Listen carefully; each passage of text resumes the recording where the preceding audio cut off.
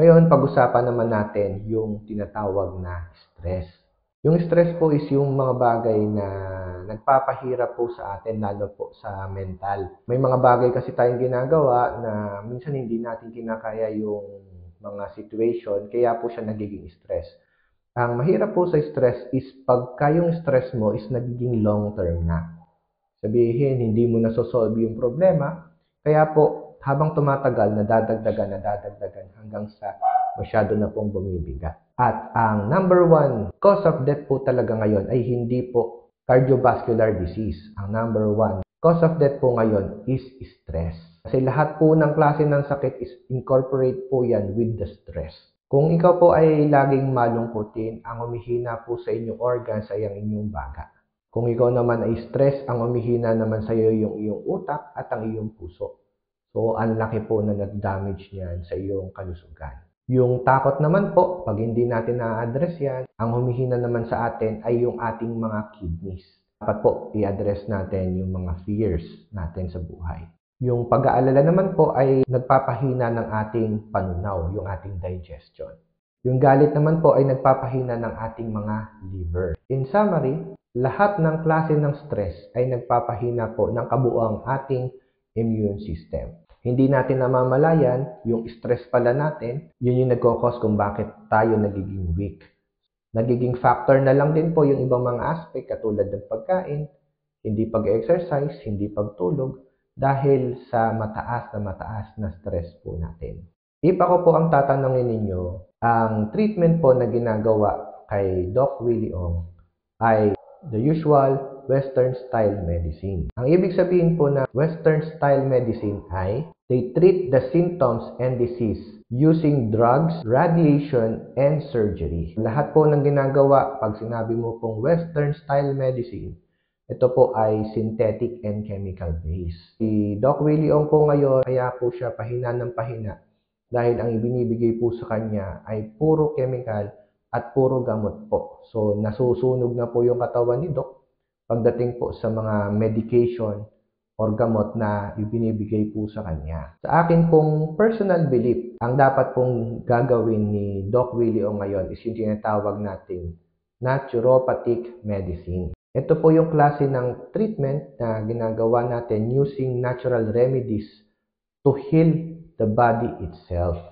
Pag po mga natural remedies, ito po ay including herbs, massage, acupuncture, exercise, and nutritional counseling.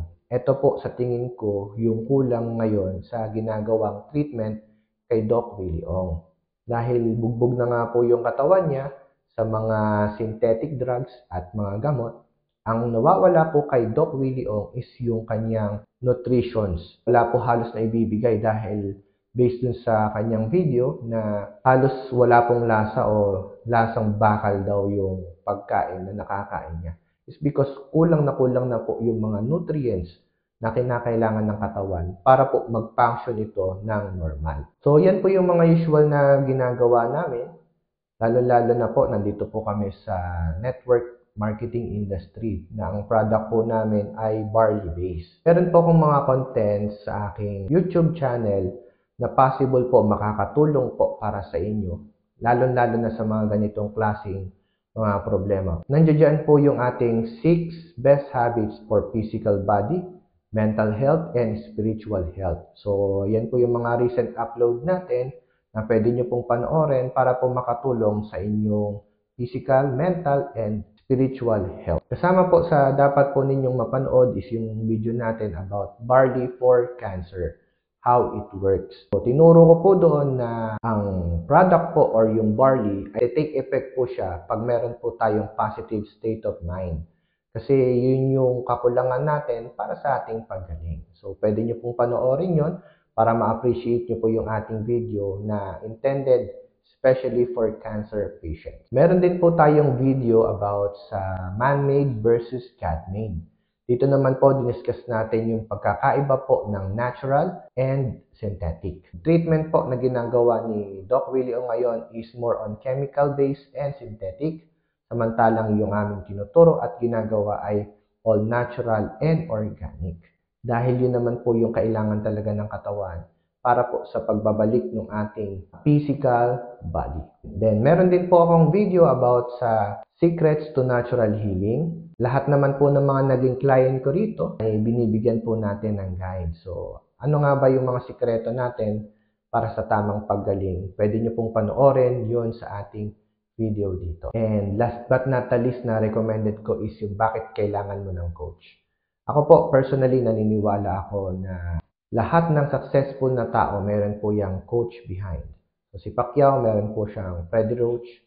So, basketball, meron po silang mga head coach. Kahit sa volleyball, everyone po, even po mga millionaires, meron po yung mga coach and mentors behind them. Katulad po sa ganitong industry natin, very, very important na meron din po dapat nagko-coach sa inyo na mas ahead sa inyo ng knowledge. Kasi kung kayo po ay gumagamit ng kung ano-ano mga produkto lang, expect nyo po na para lang po kayo nanguhula at nag-expect po kayo ng kagalingan. In summary, sa nangyari po kay Doc Willie Ong, ito po yung aking assessment and understanding. So, bear with me, pakinggan nyo po ito. Ang nakita ko po kay Doc Willie Ong, number 1, he is very stressed beyond what the mind can handle. Lumalabas naman po sa kanyang mga videos na talagang yung mga stress niya before ay masyado niyang na-absorb. At ito po yung nag-cause ng pagbigay ng kanyang immune system. Number 2 is drug dependent. O lahat ng klase ng drugs or synthetic medications na kinakailangan niya, ginawa na po sa kanya. Only to treat the disease, but the body suffered. Kasi yung sakit lang yung pinopokus, pero yung katawan, yung nutrition, hindi na ibibigay. Kaya po unti-unting humihina yung katawan ng patient dahil puro drug dependent po yung na-acquire sa kanyang katawan. Number 4 is very severe infection. Masyado na pong mataas yung infection ni Doc. At isa lang po ibig sabihin yan, too much acidic na po yung kanyang katawan. So lahat na po ng mga ginagawa niya, even po yung mga kinakain niya, darating po yung time na i-reject po yan ng katawan dahil too much acidity or too much infection na po yung kumakalat sa kanyang buong katawan. Number 5 is neglected the body to take care of. So napabayaan po ni Doc Willie Ong yung kanya pangangatawan siguro dahil sa pag-serve din sa ibang mga tao. Imagine niyo manalo or matalo, nagsisilbi si Doc Willie Ong ng libre para sa sambayan ng mga Pilipino. So ganun kabuti yung kanyang heart na makatulong. Kaya lang, hindi niya nare-receive yung appreciations ng mga tao or ng mga kapwa natin Pilipino. Imbis na ipagmalaki natin siya, di ba, binabash pa natin siya kasi meron tayong mga personal interest sa mga bagay-bagay. And number 7, katulad po ng binanggit ko, lack of nutrition. The reason kung bakit nahihirapan na yung katawan niya is wala na po halos pumapasok na nutrition. More on synthetic, puro chemical, puro gamot po yung pumapasok sa katawan. Tinitreat yung sakit, pero yung katawan, yung ating mas malaking katawan na wala naman pong sakit, yun po ang ating napapabayaan. Dahil nga po, nakatingin lang tayo sa sakit, hindi po doon sa well-being mismo ng tao. And for me, ito naman po yung mga actions na pwedeng gawin para po sa ganitong klase ng mga pangyayari. Number 1, prevention is always better than cure. Kung meron po tayo nararamdaman ng mga ganitong klaseng signs and symptoms, mas maigi po na magpatingin na po tayo kaagad at i-address na po natin. Like for example, yung mga nagiging client natin na nakikitaan ng sintomas ng bukol, pag sinabi sa kanila ng kanilang doktor na benign lang yan, pinababayaan na dahil hindi naman daw po risky. For me, personal thoughts ko po ito. Kahit ano pong bagay or kahit ano pong tumubo sa katawan na hindi po yan normal na nandiyan, dapat as early as possible ititreat po natin yan. Paano ititreat? Of course, kailangan proper nutrition. Yung number 2 po yung tinatawag nating emotional management. Connected na po dito yung pagdating sa stress. Kailangan marunong po tayo mag-handle ng iba't ibang klase ng stress. At isa po ito sa mga primary reason kung bakit po tayo nagko-coach ng mga personal client ko dito sa Sante.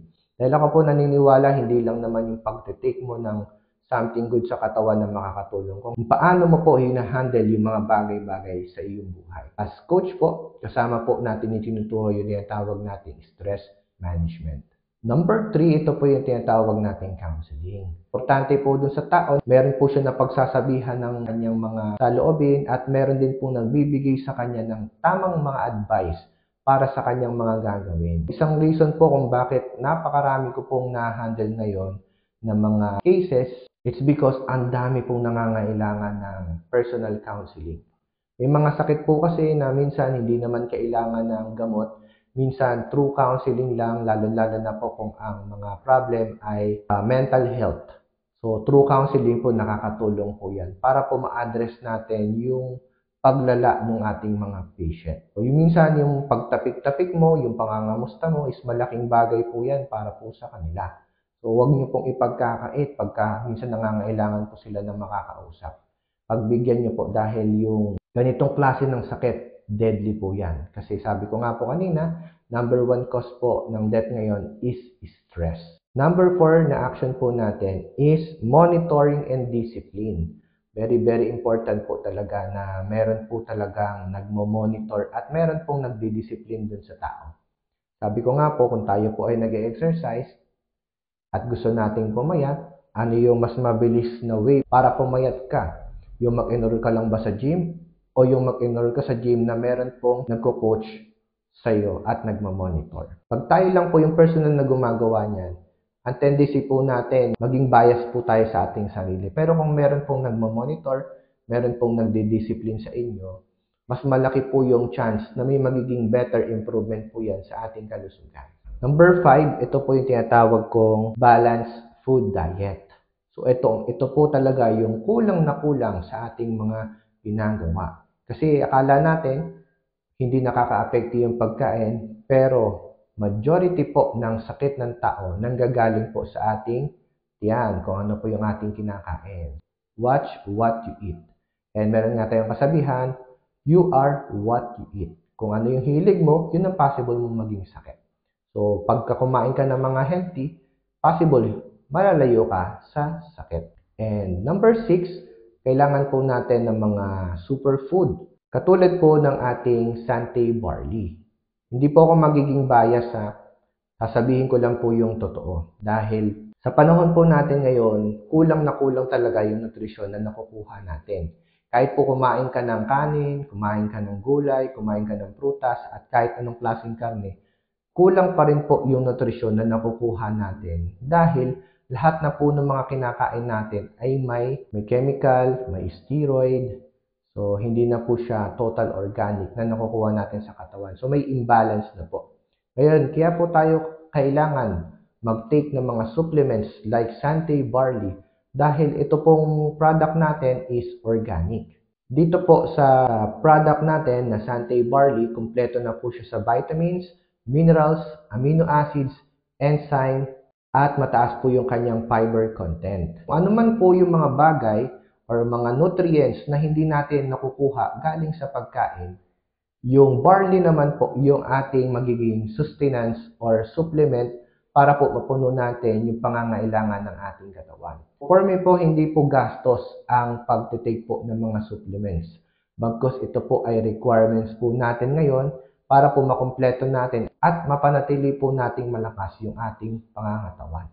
Gawin niyo po yung barley, hindi po dahil sa sinabi ko. Gawin niyo po siyang lifestyle. Para po kayong kumakain lang din. Dahil ang barley po ay considered as food. Actually, ang tawag po talaga sa kanya is superfood or total complete food. Kompleto na po yung nutrition. So, kung kayo po ay kumakain at meron po mga imbalance dyan, si barley po yung magpupuno ng inyong nutrisyon. Aside from that, kung meron naman po tayong sakit, ito naman po yung tutulong para sa atin pagpapalakas ng ating immunity. Kasi pag malakas po yung ating immune system, siya na po yung magtatrabaho para sa ating katawan, para pagalingin yung mga kinakailangan ng repair and regeneration. So, hindi naman natin kailangan maging doktor para maunawaan yung ganitong bagay, bagkus kailangan lang po natin yakapin ang katotohanan na hindi na po talaga tayo ligtas sa mga panahon na ito. At isang bagay po para po mag-reassure ng magandang kalusugan natin hanggang pagtanda ay ang pagtitake po ng Sante Barley Products. Nawa po meron po kayong natutunan ngayon sa ating video. This is my dedication para po kay Doc Willie Ong. Doc Willie Ong, kung mapapanood mo po itong aking video, we pray po na gumaling po kayo kaagad and ma-enlighten po kayo sa mga bagay po na mission pa po ninyo dito sa mundo. And we hope na magkasama-sama pa po tayo na matagal dahil napakabuting tao po ninyo. Para naman po sa mga viewers na manonood po nito, kung meron po kayong mga feedback, meron po kayong mga comments or reactions, pwede po kayo mag-comment sa ating video. Welcome naman po akong tumanggap ng mga feedback ninyo. Ngayon, kung nag-benefit ka sa aking video, huwag mo pong kalimutan mag-follow sa aking mga social media, especially dito po sa ating YouTube channel. Ang ginagawa po natin ay nag-a-analyze, tumutulong at nagpapakita po ng mga benefits para po makatulong lalo sa mas marami pang mga tao. Manatili po tayong malusog, manatili po tayong healthy hanggang sa ating pagtanda. Dahil ako po naniniwala na hindi natin kailangan magkaroon ng maintenance kung pwede ka naman mabuhay ng walang sakit. Maraming salamat po sa inyong panonood at sa inyong oras. Huwag niyo pong kalimutan mag-like. Share niyo rin po yung ating video. Huwag niyo rin po kalimutan mag-comment sa ating content. And yung pag-subscribe po is malaking bagay po yan para sa atin. Maraming salamat po sa inyong panonood. Once again, my name is Coach AJ Palmos and see us again on our next video. To God be the glory. Bye!